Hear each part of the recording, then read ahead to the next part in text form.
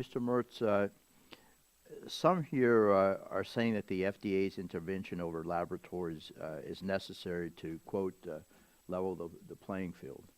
However, your testimony lays out that the laboratories are already regulated by CMS and have been for decades, and that the FDA's actions may duplicate regulations rather than streamline them.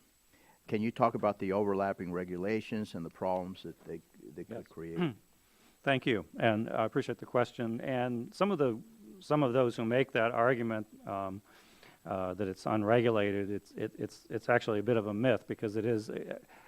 Maybe I can just describe it best in an example. One of my academic institutions, it's a big hospital and a lab, and they told me that the lab is actually, they consider it probably the most regulated part of the entire hospital, and others in the hospitals look at the lab as being quite highly regulated.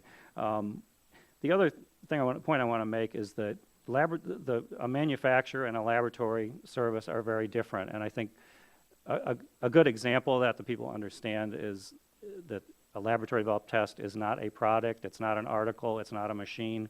A pap smear, most pap smears historically are laboratory developed tests. And this is where a specimen is taken from the patient, a slide's prepared, a cytologist looks at the slide to detect cancer. If it's positive, it'll be reviewed by a pathologist, then they make an interpretation, give it to the OBGYN, and that is a laboratory developed test, and it could be considered, there is some risk involved if that diagnosis is wrong. I don't think many people would consider that procedure and that knowledge and all of the physician involvement I just described as a physical product that is sold commercially by a manufacturer. So that's not a manufactured process, it's a process. So that is regulated as that. So we are regulated, they are regulated, we are fundamentally different. If you look at the regulations under CLIA labs, they regulate them as labs, the personnel, the procedures, the specimen collection, the validity, accuracy of the test, which is very important. You look at manufacturers, it's more about quality systems and the manufacturing process.